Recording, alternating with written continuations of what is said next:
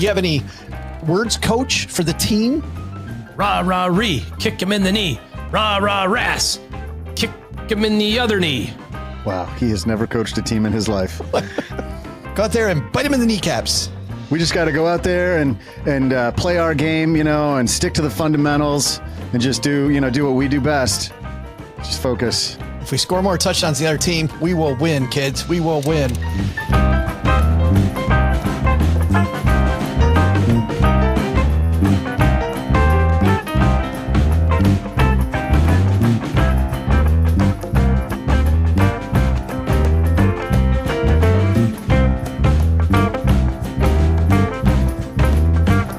Let's talk about how we're misusing credit in America. First of all, people think credit is money. Start there. It's not. The most dangerous thing in my wallet today, Joe, is my American Express Black Card. Because this thing here, and it's sexy, and it looks nice, and it's pretty, there's no limit on it. But that's not even a credit card. This is a charge card, which means in 30 days, I got to pay the whole balance. A lot of people get in trouble. You start seeing celebrities in their bankruptcies and people who won the lottery, whatever. You see this credit card stuff because they thought this was an extension of their wallet. It's not meant to be an extension on your annual compensation.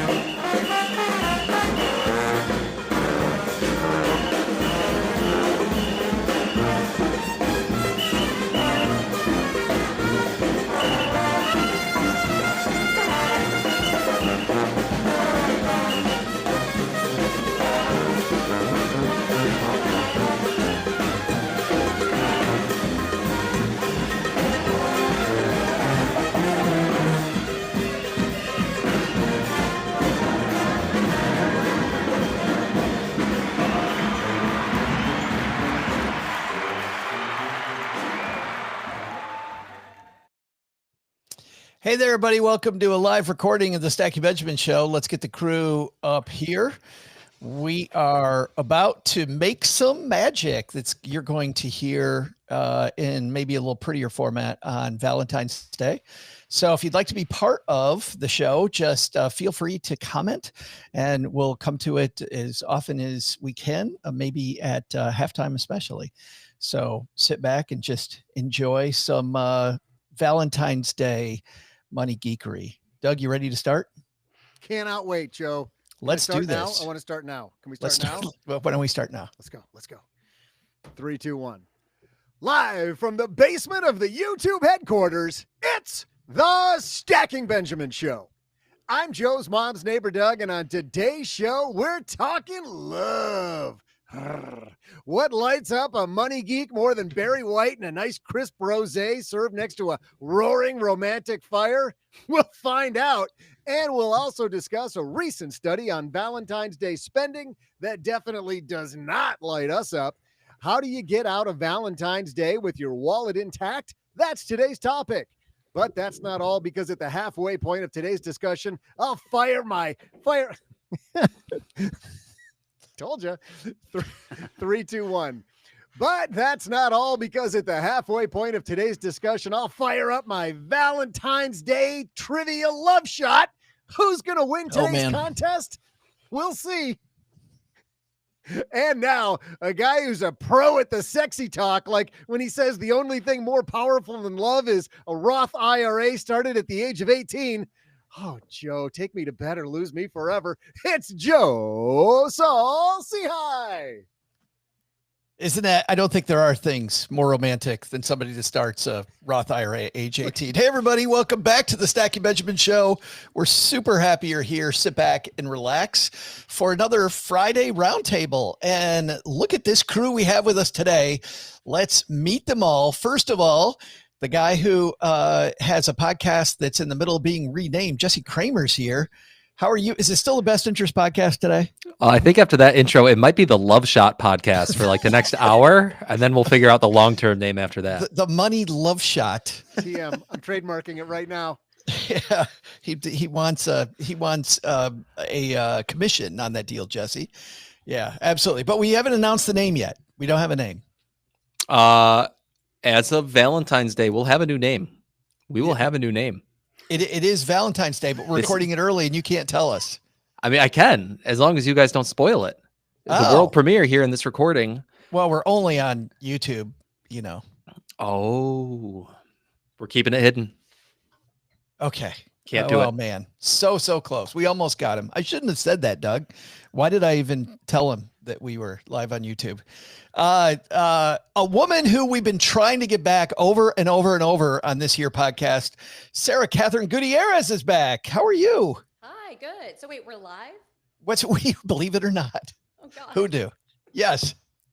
Did you have any idea? No, but hi. Well, welcome. So, what's going on at Aptus Financial up the road from me, just 2 hours up the road in Little Rock? I know.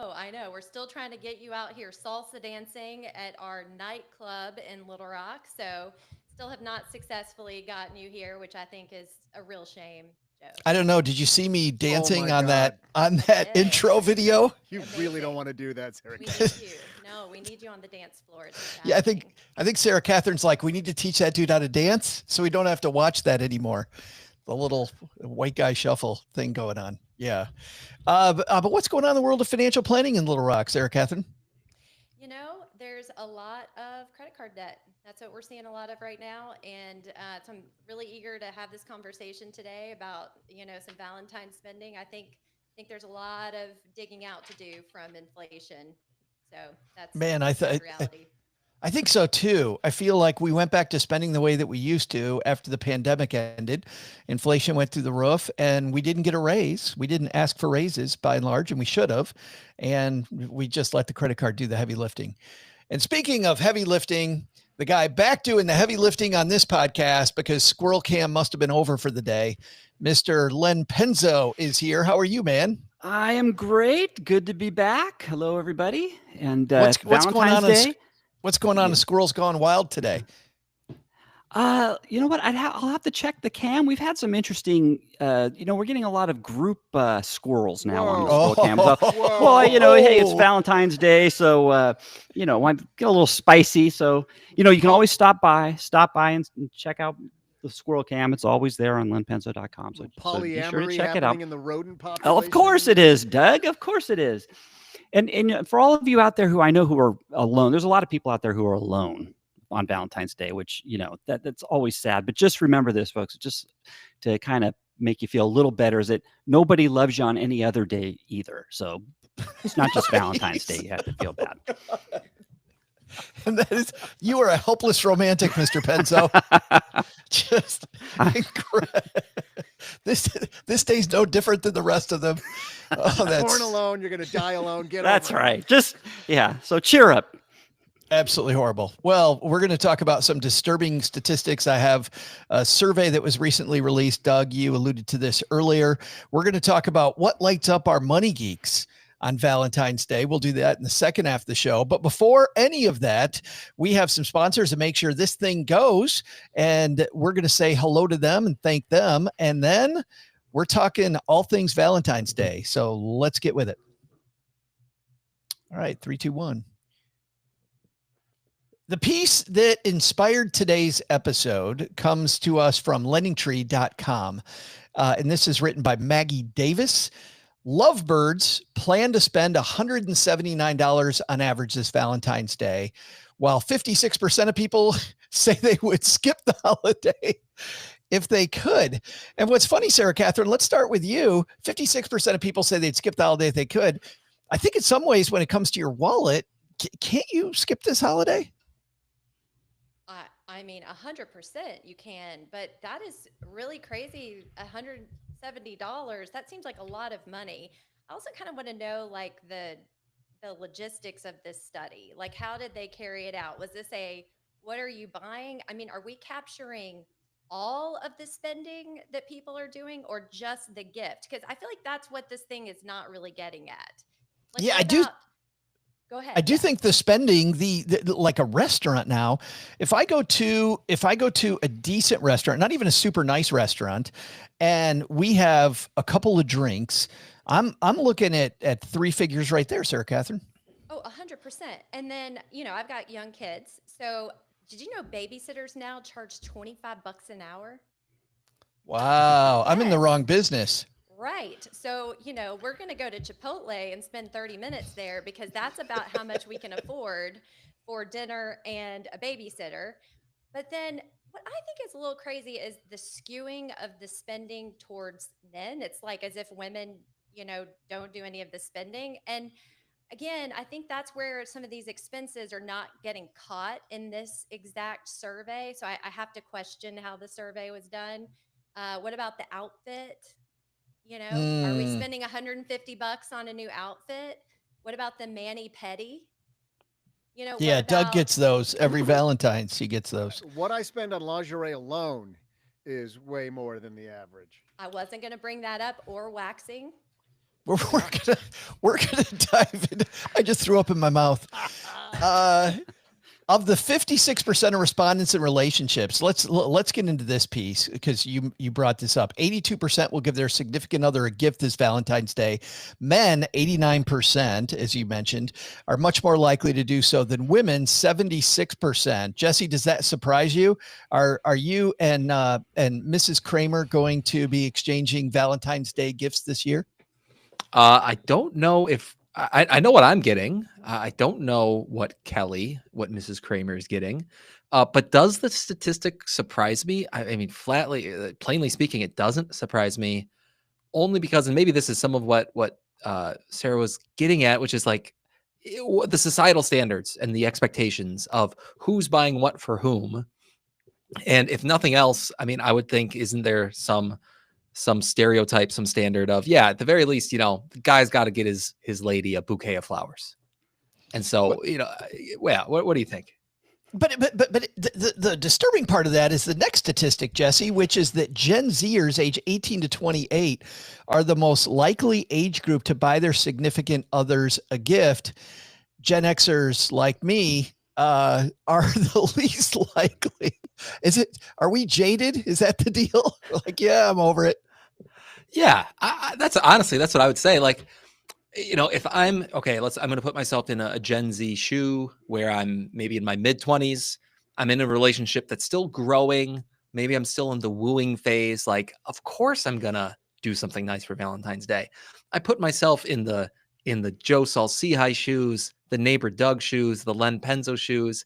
And at this point, like, aren't we just going to look at each other and just kind of shrug and be like, it's just another day. Well, what's the difference? Why? Let's save it up. Let's save the money for this summer's vacation or something like that. I don't need any more chocolates, right? So that stat doesn't really surprise me either. Oh, well, let's go to the one that does surprise everybody, Len. At least it surprised me. I don't know if it surprised you. And that is the number of people that are going to go into debt for Valentine's Day.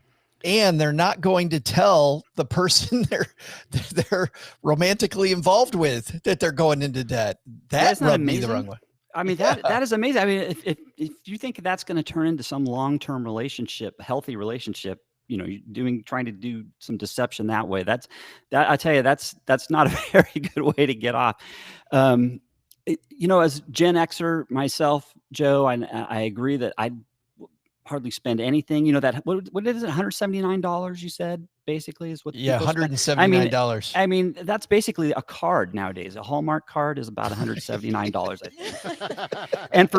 And by the way, Sarah Catherine, here's a pro tip for you as someone who's had kids. Instead of $25 an hour for a babysitter, 25 cents a tablespoon for cough syrup is much more cost effective. Oh no, that's brilliant, Len. So just I'm remember come back that. to you for more tips on child rearing. Oh, pediatricians, send your Benadryl is a wonder drug. And CPS people, please send your hate mail to Len at lenpenzo.com.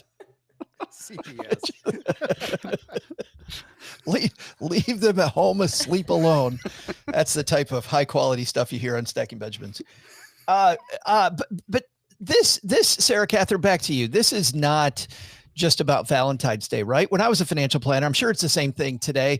People just got done getting in over their head at the holiday season, right? We do it around people's birthdays. Why are we spending so much people? Why are we spending so much money trying to impress people by gifting them stuff we can't afford? 100%. I mean, I know that I love my husband so much. If he bought me a gift, I know I bought me that gift, right? Because we have a joint budget. Like, so if I want something, I'm going to go buy it. I don't find that particularly romantic. Although when you sent that article, I was like, oh, Valentine's Day, I hit send on the Mrs. C's chocolates for him because he loves them and he will be happy that we both spent money on his gift, right? But I mean, I'll tell you, like, he just cleaned out the garage this past weekend. I mean, there is nothing hotter or sexier than that, right? There you go, folks. We don't need gifts. We need acts of service like that. That's what we need. So yes, I am, I think it's a lot of money. And actually looking at the article too, it's like for an income of $30,000, that's, that $179 is the typical expense. And I'm thinking, I feel like that's a lot of money, for any income. And then it goes higher as the income gets higher. And you start kind of doing the budget on that, and the numbers really don't add up that we can afford it. And seriously, we really have to look at the actual expenses. It's not just the $179. It's the dinner, it's all the things. And, if I add it all up, a meal, if you pay $20 for a valet, I don't know, get a babysitter and then a gift, I mean, there's almost $400 right there. And this is what you were saying earlier. You were saying that number's low. You think $179 doesn't even touch it. Joe, it's not like I have someone in front of me that's like, yeah, I got $170 in credit card debt, don't know what to do with it. That's not the way this works. It's hey, I'd like to talk to you about investing in stocks and bonds. And you have an hour-long conversation. And then there's oh, by the way, I have $40,000 in credit card debt. What should I do? Man. We know this happened, right? People are getting shocked right now with how expensive things are. And so I think we've got to find some alternatives to this kind of spending and realize it's not the gift anymore that's expensive. Life is expensive. Going out to eat is now just an expensive thing to do. It's not what it used to be. And I think that's where people are getting tripped up on credit card debt, unfortunately.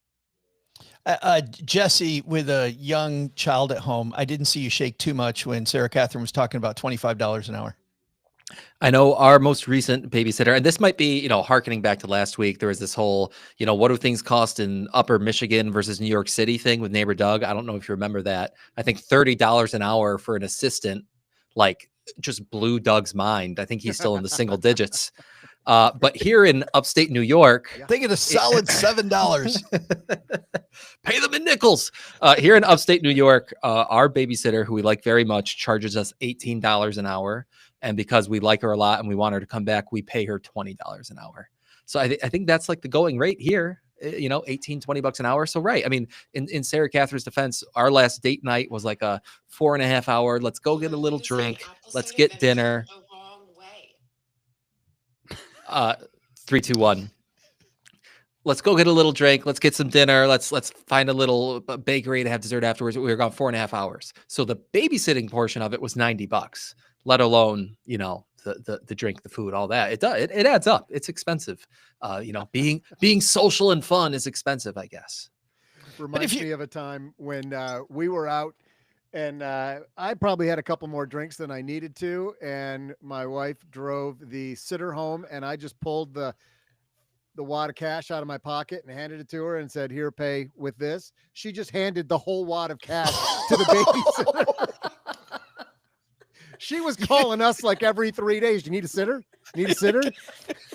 Did you figure out how much was in there? Yeah, it was like $300 or $400. Oh, yeah, that's a horrible precedent. And then my wife's trying to get me to go get it back. I'm like, I didn't F that up. You were the one who handed her the whole. Didn't it seem a little thick to you, sweetheart? That's what you gave me. Could you imagine knocking on a teenager's door? Yeah. There's been a big misunderstanding. A big mistake. Yeah. Len, what else did you find interesting in this study? I don't know, Joe. Oh, somebody caught the guy who didn't do his homework. Let's see. Let me look as I scroll down here really quickly. Oh, hey, did you know 28% of people are cutting back on Valentine's Day spending? Did you see that? Yes. So, and frankly, if you think about that, that seems way low to me. I would think almost everybody would be cutting back on their Valentine's spending, unless you're right into a fresh new relationship and you're really trying to score some brownie points. But that seems really, really low to me. 28%. And on that note, I like this one, Len, which is 34% of all Americans say they've set a Valentine's Day spending limit with their partner in the past, with 11% saying they've done so every year. On the other hand, 34% haven't considered it and wouldn't. Why would you not? Why are you like, no, I'm not putting I'm not going to put a spending cap in place. Holy smokes. I don't know. Does that mean, the Lexus, the brand new Lexus isn't just for Christmas anymore, right? That's a great Valentine's gift too. So who knows? I mean, that seems absolutely ridiculous. Not putting some sort of limit on but you know what? I guess people who use credit cards though, they might not think that way. It's like use that credit card and money is you don't think of, you're not really, a lot of people who are addicted to their credit cards aren't worried about limits because it's covered by the credit card in the first place. They deal with the consequences much later. I mean, so love is priceless, Len. Love is priceless. Of course it is. Yes, absolutely. When it comes to, when it comes to money and relationships, Len, do you and the Honeybee, do you guys around Valentine's Day, do you set limits on how much you're going to spend on each other? What do you do? No, well, like Sarah Catherine was talking about, we don't buy anything because there's no secrets with they know what we're getting, unless we specifically say on the very rare, don't look at the credit card statement for, I got you something and you just get, and that has happened on occasion. But once you get to my age, that kind of stuff just doesn't, we don't buy that stuff anymore. The only thing I've been really working on is getting a smoking hot body for the Honeybee. That's my best, that's the best thing you can do for somebody for Valentine's Day when you get to be my age. And, when you get to be older, the best way to get a smoking hot body, right? What? How's that? It's cremation. Yeah. Cremation is by far the No. Oh my God. No. Eddie's back. I'm so glad to have Len back. You just see him winding up for that fastball. You're like, here it comes. It's coming. I know. You still can't hit it. He's been planning that all day. How do you, Jesse, know? I've wondered this since the beginning, and I'm sure some of our stackers are wondering the same thing. How do you know what you're getting for Valentine's Day? What do you mean? How do I decide? No, I said about Mrs. Cramer and you guys giving gifts, and you're like, I know what I'm getting, but I don't know what she's getting. So how do you know what you're getting? Yeah. So how do I make the decision of what I'm going to buy her? All right, that's what you're asking. Not what I'm receiving. What you're getting for her. I thought Correct. You were saying. Sorry. No. I misspoke. What you were getting. Your verbal recall was perfect. That's exactly what I said. But what I meant was what I'm purchasing on behalf of my wife to give her as a gift. So because didn't Doug come across as the opposite of that? Yeah, I know what she's getting me, but I'm not sure if she's getting anything. Yeah. Wow. Right. Yeah, that's totally my bad. But to go back and answer your question, I know what I'm buying for my wife because I get to decide that inside my own brain. So I think that's the answer. And you're very proud of that too. Yes. Clearly Jesse hasn't been married that long, because eventually the time's going to come when she's going to tell you what you're going to be getting her. That's right. Yes. That comes with time. And you're thankful for it too, by the way, because everybody knows exactly what's going on. Speaking of what's going on, I want to address this idea about lying, right? And about surprising people with expensive stuff. And the way we can go about that is, let's start off with this wonderful clip that I found on Saturday Night Live.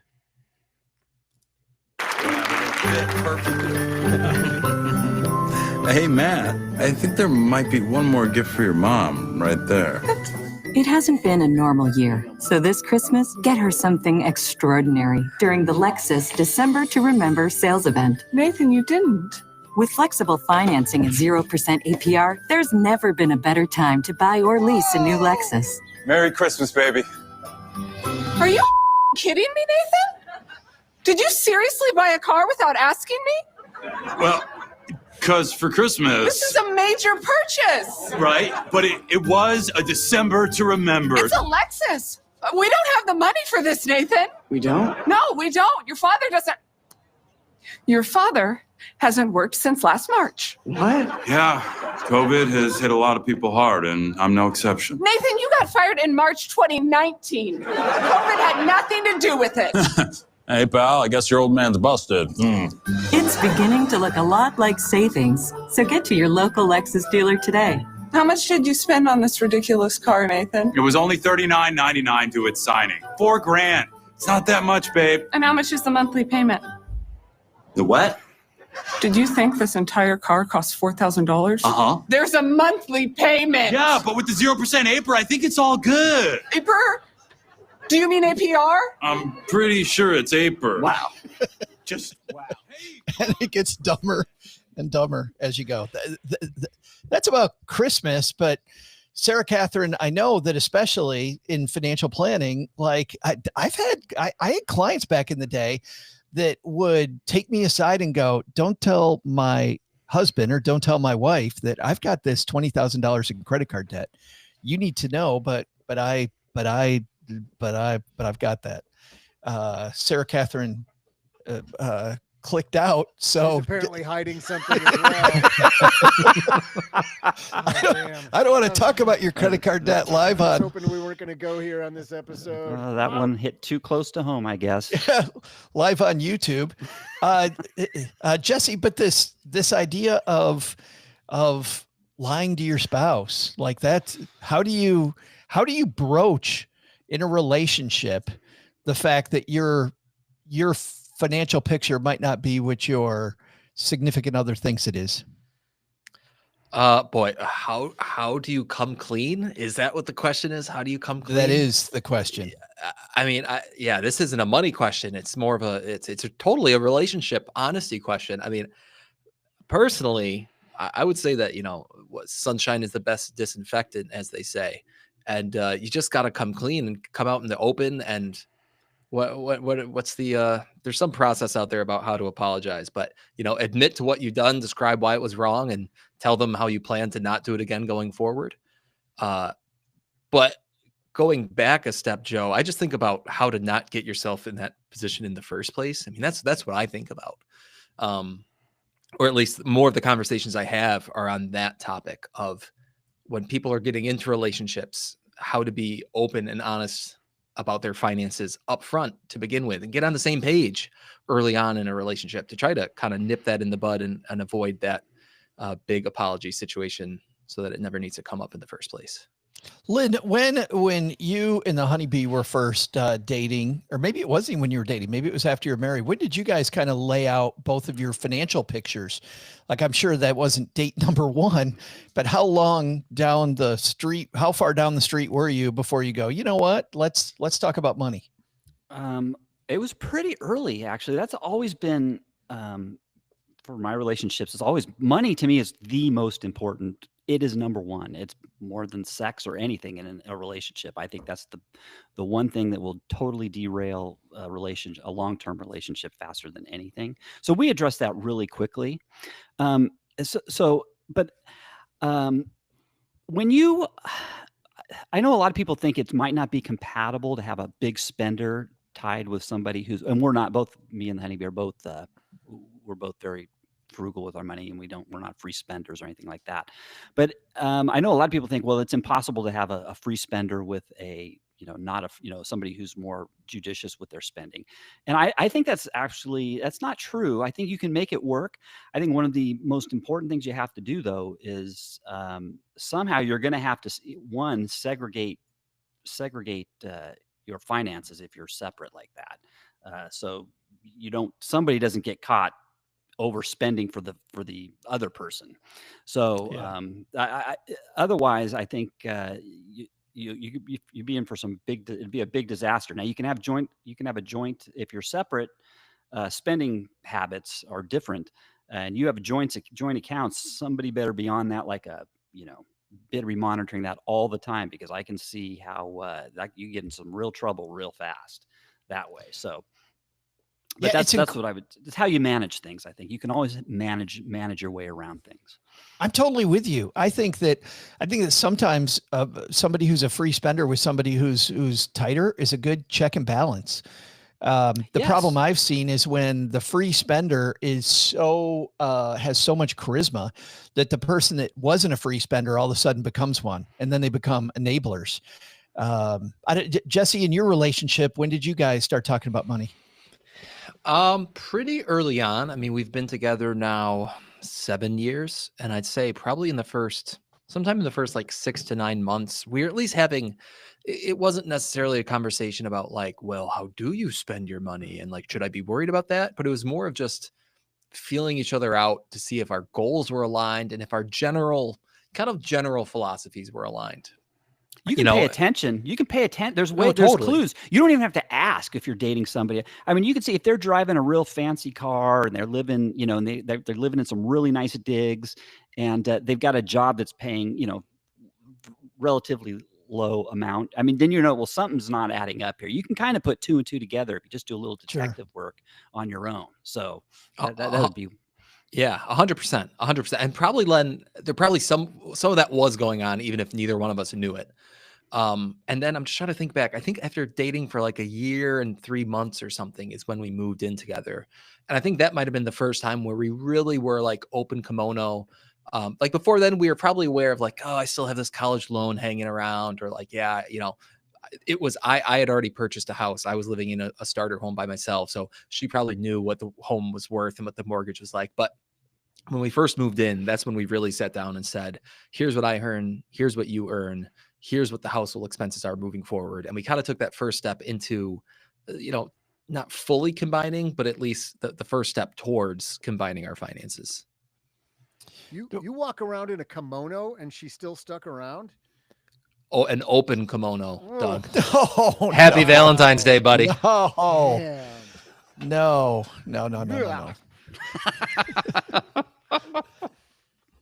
Well, on that note, and actually I'm going to pause right there because I want to go to the trivia, but we have no Sarah Catherine. Did you see her email? She said she thought her internet might have gone down. Uh-oh. Oh no. She sent it from her phone, so that's indicative. We're going to have a hard time without a third player because you and I know the answer, Joe. I can't play for anybody. I could bring the honeybee in. That would be awesome. Could actually be on this particular question, Joe. That could be entertaining to have a wife if we cannot come up with a. The only thing is, I don't headphone wise, listening in. I'm not sure how she could do it, but well, give her your other AirPod. I guess I could do that. Yeah, I don't. Let's see if she's able to come back and join us. Yeah, that's plan A for sure. I'm playing for OG, so I'm going to tank my answer anyways. That's what. I don't know if you heard this, Len, but on like the first week of the year, we had Jordan, Doc G, playing for Josh because he's always wildly wrong, and he fucking nailed it. Yeah. God damn it. That was a plan that went sideways. It was absolutely horrible. It was like the worst thing that could happen. All right. I'm not. I just dropped an F-bomb and we're live. I know. I was like, what the heck are you doing there, dude? Do we have anybody? On the YouTube? I'm going to write to her. So we're headed to Seattle, and we just looked up what's going on at Olympic National Park, which is where we're going to go Sunday, Monday, Tuesday. And the entire park is closed right now because of excessive snowfall. Oh, yeah. Oh, snow in Seattle, too. Everything falls apart when it snows in Seattle. It may not make it to Seattle, the snow, if it's over an Olympic Peninsula. I was there. I was in Seattle one time. The first time I went, I was there for a Microsoft thing because with American Express, I was part of the team that supported Microsoft. And we had a blizzard in the morning in Seattle, which everybody there told me never happens, but it was a whiteout blizzard. And in the afternoon, it was 70 degrees. Wow. And the people that live there were like, neither of those happen on the same day, but it is Seattle weather. So it's gorgeous there in the summertime, but the other 11 months, it's pretty the other 11 dreary. Right. Nick, my son, lives there, and he thought he was going to love it. And man, I love it when I go visit him, even when I visit him in the winter, but he gets seasonal affective disorder really bad in the winter up there. Yeah, they really had, bad. what was a few years ago, they went from like October 10th to like April 12th without, I mean, it constantly rained. I mean, there was some sort of, not nonstop, but every single day there was a day of it rained some measurable amount versus some ungodly number run of days. I mean, that's got to get depressing. We had that when I first moved here. The first year we lived here, it rained every day for a month. Yeah. But not for 5 months or whatever that's number. just, That's, oh my God, that's hard on. That'd be hard on me too. yeah, ridiculous. That's hard. That's Did difficult. you see her reply, Joe? What'd she say? Not looking good. She's forwarded the outage notice from her provider, and she said her hotspot doesn't seem to be working. Okay. You know what? We're just going to skip the trivia today. Is the way that we're going to handle I that. did my hair for nothing. Yes. 3, 2, 1. All right. And on that wild note, I think normally here we break for the trivia, but Sarah Catherine wrote us. For those of you listening later, we took a wild pause because Sarah Catherine just dropped out and her internet's gone. So we're going to bring back the trivia next week. Coming up in the second half, I asked people on social media for Money Geeks, for our Money Geek friends, what is sexy? What is romantic? And how do we make Valentine's Day romantic for our Money Geek friends? We're going to hear from Len and from Jesse and from people on social media in just a minute. All right. 3, 2, 1. All right, Len, let's start with you, man.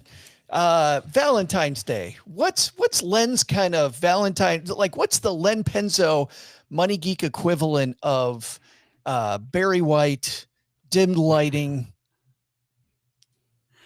Well, and keeping it, within a budget of some sort is what you're talking about. Yeah.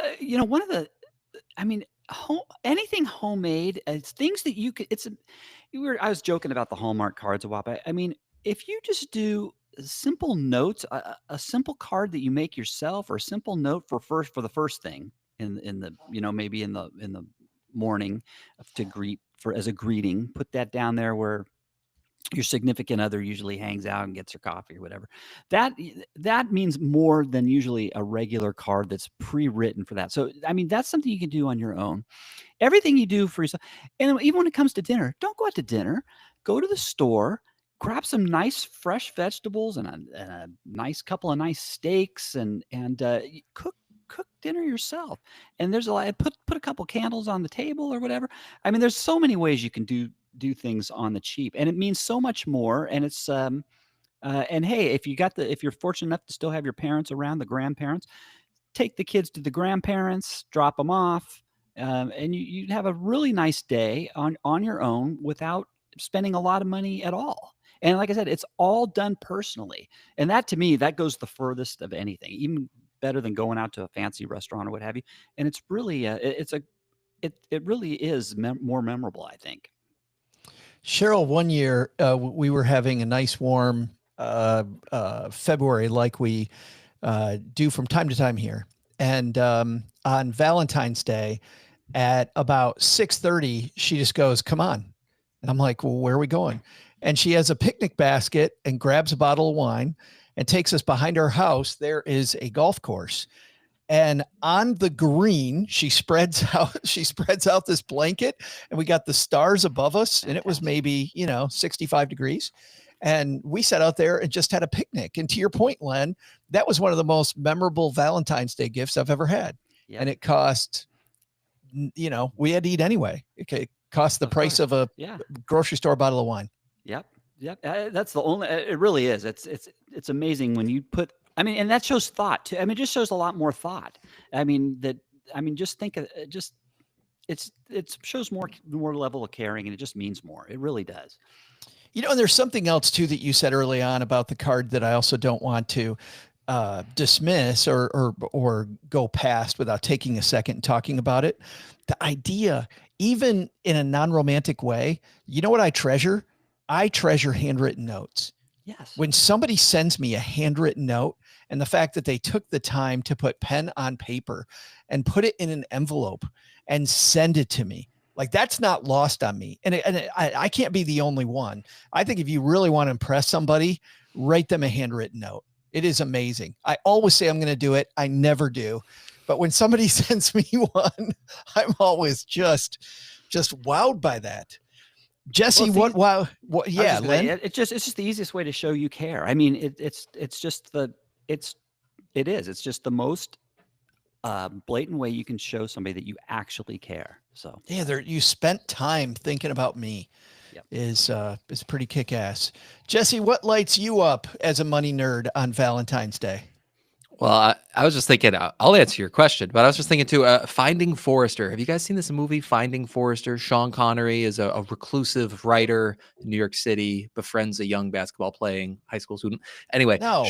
a great movie. Very good movie. Highly, highly recommend it. Maybe if it's streaming or somewhere free online, you can watch it for free on Valentine's Day. Wait a minute. Doug is our movie guru. Have you seen Finding Forrester? I'm the guru. I have seen it. It's been a lot of years, but I've seen that movie. Yeah. You are the movie guru. Yeah. There's a great line that you guys reminded me of where Sean Connery is giving some love advice to his young protege, if you will. And he says, the key to another person's heart is an unexpected gift at an unexpected time.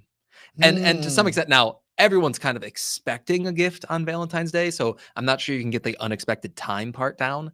But the whole idea of what Len was just sending, or what you guys were talking about, that handwritten note, for a lot of people, that is an unexpected gift. And it's extra special. So kudos to you guys. I like it. It's funny, but hang on, Jesse, before you answer that, because I want to keep on that train for just a second, because my favorite part of this book I love, called Never Eat Alone, and about the value of relationships. Really, really good book. Highly recommend this.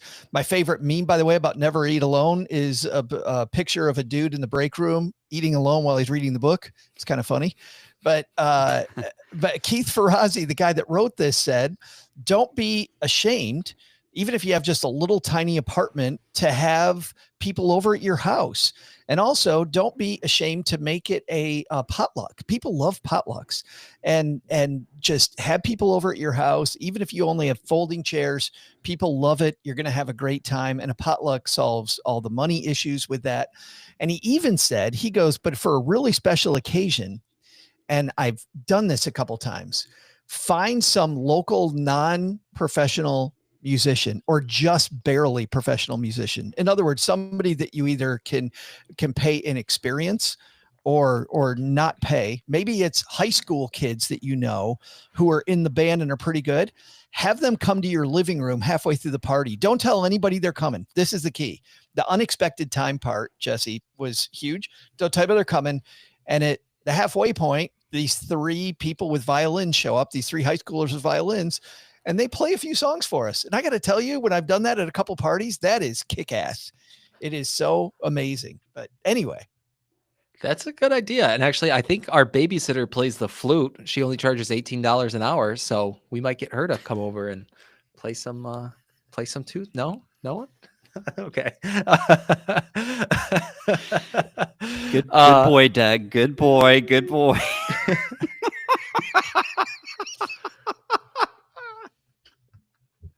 Dirty old bastards. Did I need to pick a different instrument? The drums?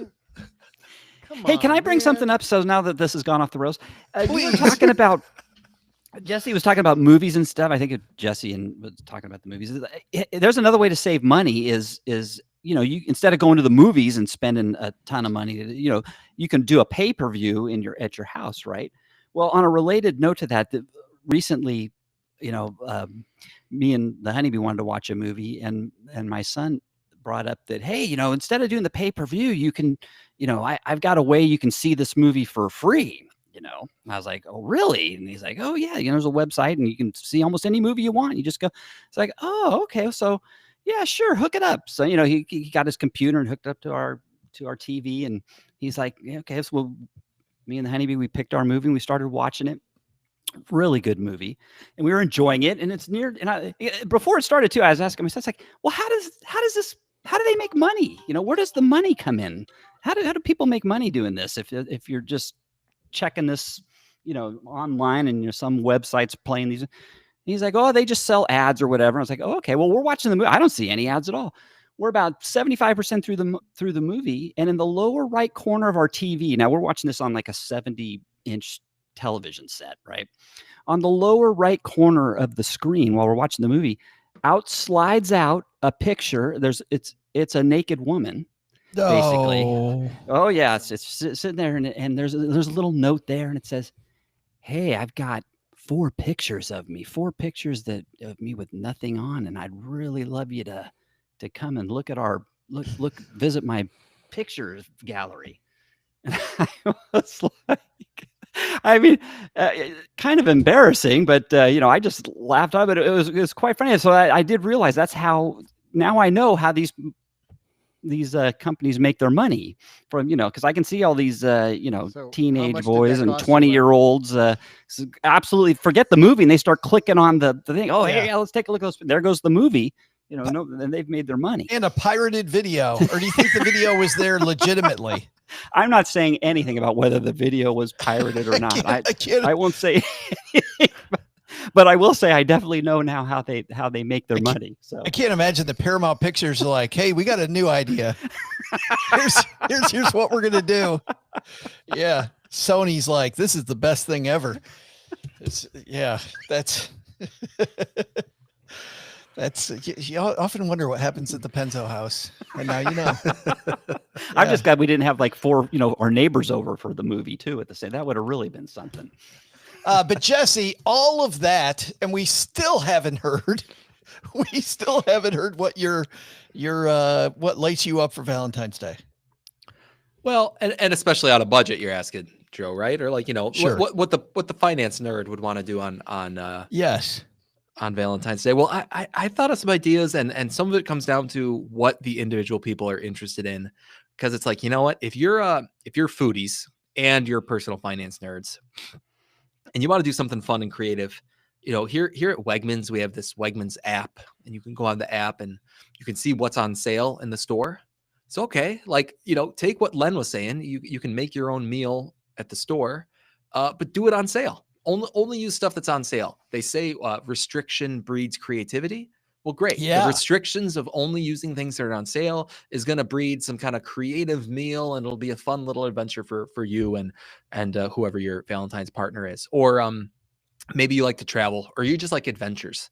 So it's like, okay, for a Valentine's Day romantic activity, you each have to bring the other partner a local one-day adventure that's going to cost, $50 or less, or something like that. I think that's another really cool one that I could think about, some road trips or just some cool things around Greater Rochester that we've never done before. I know that's something that my honeybee, I need to come up with a nickname for her, but that's something that she would really like is that kind of DIY frugal adventure. So I just think depending on who you are and who your partner is and the things they like, those could be some really fun, cheap Valentine's Day activities. Those are great ideas. I really like the idea of putting those restrictions in place, because when you do, your brain does always get creative. Like it's incredible what your brain does. I asked people on Blue Sky what they thought, and Invest Quietly said, I'm always a sucker for a well-developed spreadsheet. So imagine sharing spreadsheets, like put on some Barry White. No. Oh, what if you gave somebody a rose? Oh boy. ROWS. Leave the bad jokes to me, Jesse. Okay. That's. Oh. Did I tell you guys, by the way, Cheryl has been just a pain lately. She's been horrible. Like, she told me she's sick of me pretending I'm a flamingo, and that's when I put my foot down.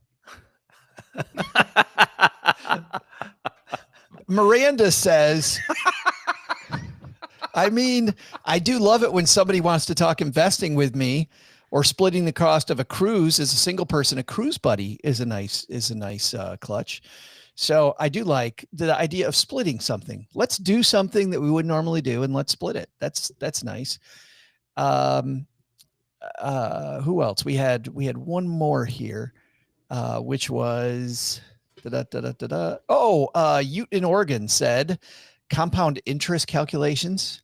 That's some whisper compound interest calculations in somebody's ear. The rule hearing of romance. Here's something on a related note. You know, the rule of 72 is actually the rule of 69. Did you know that? Oh boy. It's true. It's absolutely true. They just say the rule of 72.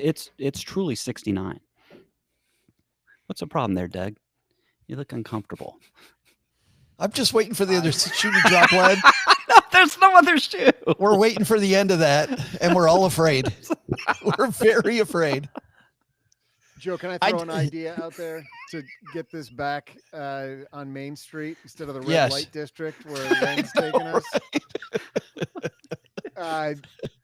When we were just getting started and didn't have a lot of money, I came up with what I thought was a genius idea, but also it became very difficult to keep going. But I would do Valentine's week, and for the 7 days leading up to Valentine's Day, would do little things, but try to do a surprise. So it might just be a bag of Hershey's Kisses with a nice note, and I would put that on her car seat. So when she wanted to go out to work in the morning, she would see this little surprise thing, and that would be it. That would be day 3 or whatever it was. But it was just small stuff like that. It was the little note. But holy cow, that is hard to sustain over a marriage. I think I made it like 10 or 12 years, and it just became more and more, because you can only go back to the bag of Hershey's Kisses so many times before it just looks like you're mailing it in. So it got really tough to do a week of little things, but it did work for a while, and it certainly saved a lot of money. And like the 7th day was never like, maybe I'd make dinner.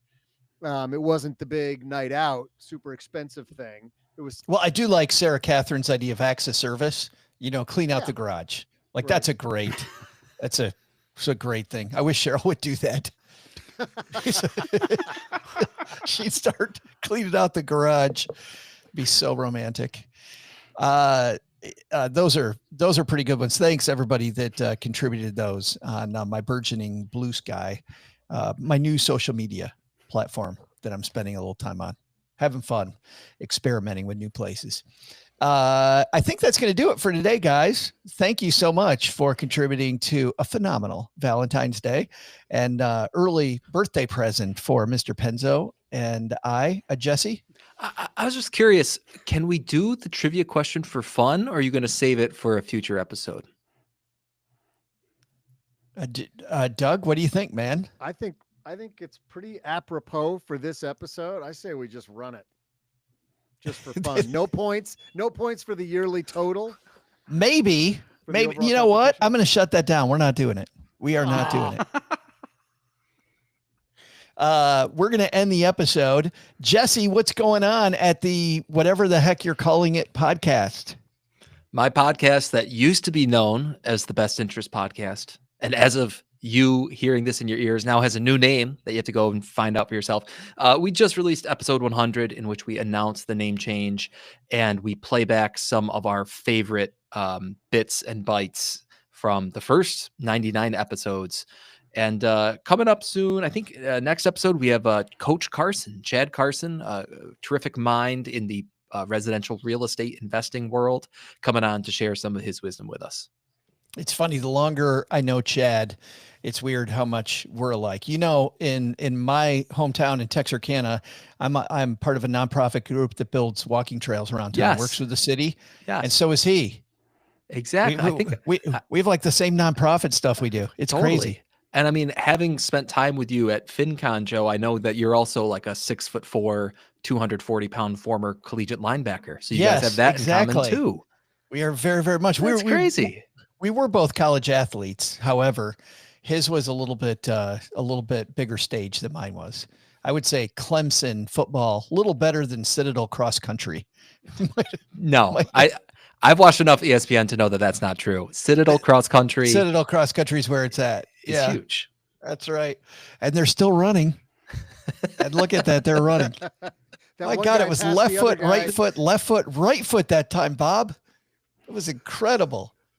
Mr. Penzo, what's going on at lenpenzo.com, my friend? Oh, I don't know. It's the same old crap over here. It really doesn't matter. All I care about is you come over and click on the ads, and that's all I care. You don't even have to stay. Just click the ad and leave. That's lenpenzo.com. Saturdays is kind of fun, though. I do the squirrel cams are on Saturdays on our Black Coffee, which is a lot of fun because I highlight the best tweets and financial news of the week. So it's a fun little thing. But if you want to do that, come on by. And if not, just stop on by. And like I said, click the ads and then you can leave and take you 5 seconds. And I'd appreciate it. So thanks. Len, I'm on the site now and the ads, she's not wearing many clothes and she's talking about her pictures. Is that the ad to click on? You got it, my friend. Those pay the most. The ones, if it has an XXX, those pay the most. What the hell's happening? What is happening? I don't know what's happening. Thanks, Jesse. Thanks for bringing that up. Yeah. Your check's in the mail, bud. That's great. Believe me, if you click on that one, there's enough for both me and you. So February 15th is about to be the busiest day in lenpenzo.com history. By the way, it is our birthdays coming. Our birthday is coming up, Joe. It is. So and we're both getting old. Both guys' birthdays. I mean, that's the bad news. The bad news, we're both getting old. But you know what the good news is? Old age doesn't last very long. So we got that to look forward to. God. On that note, on that inspiring note, Doug, get us out of here, man. What should we have learned today? I can't imagine a lot, but I'll give it a shot, Joe. First, I can't believe when Jesse said that thing about giving an unexpected gift like an open kimono. Jesse, can you summarize that for us again? Yeah, if you're gonna buy your partner if you're gonna buy your partner something special for Valentine's Day, see if it qualifies as an HSA expense.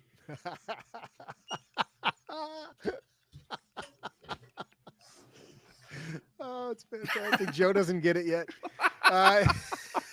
Second, as usual, Len really brought the heat today. Hey, Len, as someone who's been married 74 years, what advice would you give to the youngins?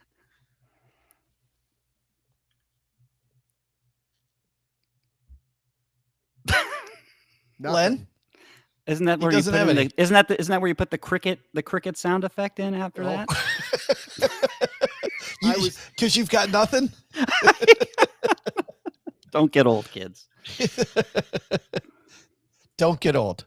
Don't get old. What is this? When has this changed since I've been gone? What is it? You're asking questions in the closing now. You're supposed to just say what you learned, and then this is the part where I kind of cruise.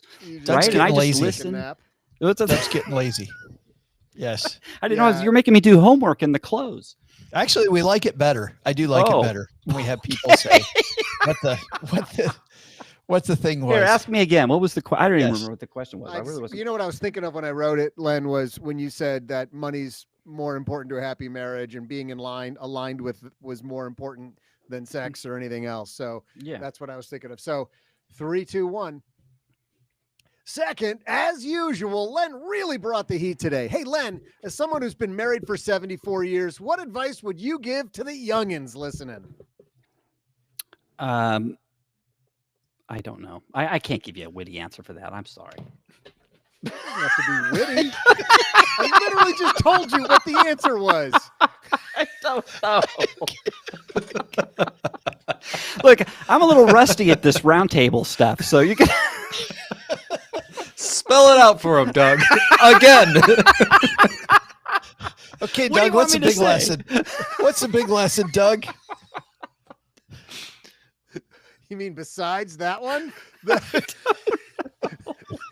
Well, Joe, the big lesson? I think today's discussion proves that love is like Joe's mom's basement. Ignore the cracks too long, and it's going to cost you big time. Thanks to Len Penzo for joining us today. You'll find more of Len's work at lenpenzo.com or squirrelsafterdark.com. We'll also include links in our show notes at stackingbenjamins.com. Thanks to Catherine Gutierrez for hanging out with us today for like 15 minutes. You'll find her fabulous financial planning work. And shit was like when the popular girl comes over to your table at lunch and realizes, oh yeah, these guys are nerds. I'm out. Yeah, no thanks to her internet service. Yeah, provider. That was her internet service. You'll find her fabulous financial planning work at ladysplaining.com. Maybe my favorite website name ever. And thanks also to Jesse Cramer for joining us today. You'll find his podcast somehow, like just go out and search the internet. You'll figure it out somehow. Or, you'll find his Best Interest podcast or whatever the kids are calling it these days, wherever you're listening to us right now. So go subscribe if you can solve the riddle.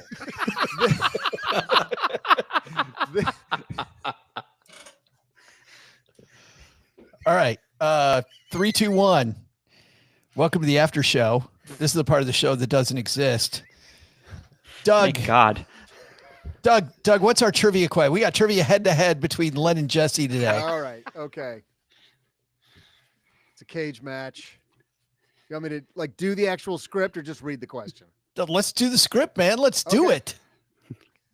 Because you worked so long on this one.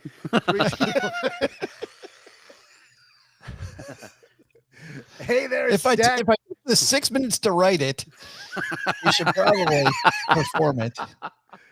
Hey there, stackers. I'm Joe's mom's neighbor, Doug, and happy Valentine's Day, everyone. You know what I love for Valentine's Day? A nice, crisp, mercifully short trivia question. That's what. Here's today's. What percentage of Americans in relationships cite finances as their primary source of stress?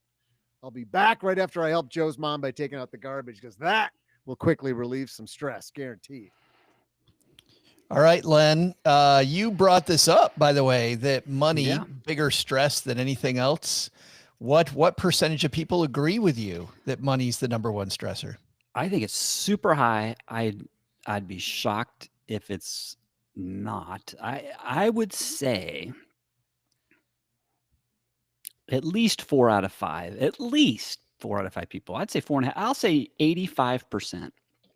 85%. Jesse? So I feel like because it's a one-on-one, it would be unfair of me simply to take the under and say 84%. Just to say 84? Yeah, right. I feel like that's a rookie move. Yeah, for a two-person game, I agree. Yeah. But I'll say, I think my first instinct, and you know what you should have had us do is write the answer down and put it in front of the. That's okay. I'll try to be now. I'll try to be an honest broker here, because as you were reading the question, and I just want to make sure it's what percentage of people listed it as their number one stressor. Yeah, that's right? the spirit of the question. Yeah. I was gonna say like somewhere between a third and half. So I'll just say 40% was gonna be my. If you had made me go first, I would have said 40%. All right. 85% and 40%. Doug, what's Jesse, our answer? Who's going to win this glad, thing? Jesse. That's good, Jesse. Thank you for being such a upstanding, high I character. I Googled it, Len, so I didn't want to say 84. I would have looked stupid. No, I'm kidding. I'm kidding. But I've written about it before, and I've just something about that stat. I wanted to think I think it's a plurality. Like it might be the most common answer, but for some reason I didn't think it's above 50% because there are all these other reasons that it could be too. So anyway. Well, let's see, Doug, who's going to take home the win? Hey there, stackers. I'm stress reducer and guy who can't seem to find any lessons for the language of love on Duolingo, Joe's mom's neighbor, Doug. Valentine's Day. Based on this discussion, it's apparently a day when you go into debt and lie to your partner about it, all in the name of making them happy. Sounds about right. It's no wonder we're stressed out. Well, here was the question. What percentage of Americans in relationships cite finances as their primary source of stress? The answer? Well, it was 48% less than what OG guessed and just 3% less than what Jesse guessed. Well, yeah, because we want OG to be wrong, right? So yeah, because Len was throwing it for OG. Yeah, Len was playing for OG. So it's important that everybody takes away from this that OG sucked canal water on this. Even without being here. Even without being here. It was 48% less than what OG/Len guessed and just 3% less than what Jesse guessed, because the answer is 37%, making most importantly not OG our winner. But you know what is funny when you dive into that, where Len, to your point, when finance isn't number one, it's a close number two. I don't know if you remember that, Jesse, from looking at that before, but clearly very, very. What's very number close. What's number one? No, that is number one. I'm saying in people's stresses, people that don't have it listed as number one, because our question was, what's the number one stressor? They have it listed as the number two stressor. I see.